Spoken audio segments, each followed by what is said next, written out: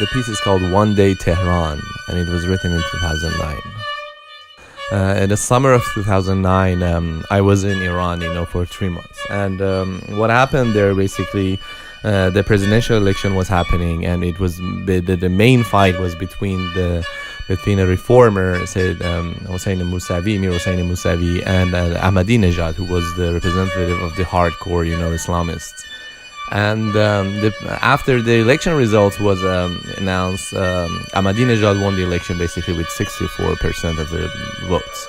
So they all suspected that the elections was fraudulent. And what happened at the time, there were so many riots and demonstrations and protests, and I attended a few of them.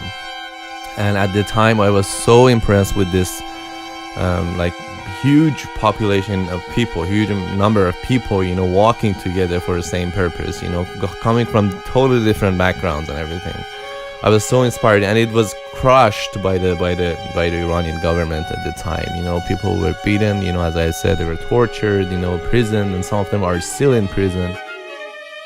Safety is what I'm mostly concerned about, because last time, the arrest I went through in December, they just appeared out of nowhere, no warrants, nothing.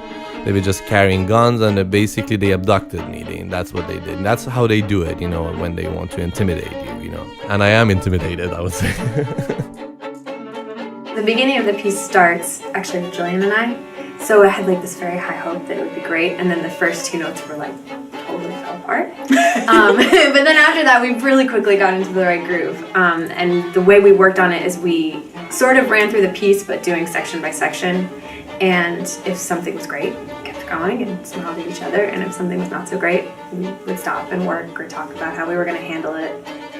Mary had a comment today that in this composer's work, we don't necessarily need to be in tune in the traditional classical sense, and we were all kind of dismayed by this comment. And we had been working on this section where me and Andie, the viola and the first violin, and Kallie, second violin and cello, were in 2 teams, and we're in octaves. The 2 teams are both in octaves, but the octaves are a half step apart.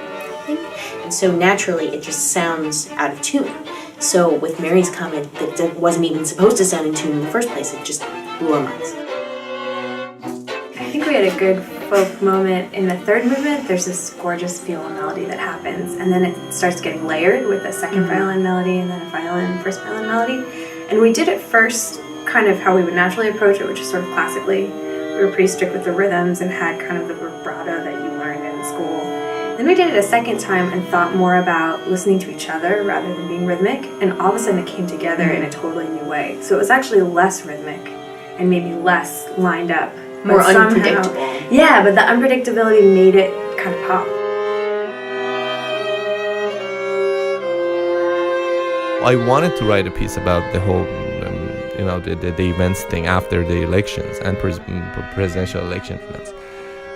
And I thought that I can do this in a format of a day, basically. I would describe one day in Iran and how it looks like, and each time of the year, a day, basically, meaning the dawn, noon, and the sunset would represent, a specific, social happening, social phenomenon that's happening in Iran.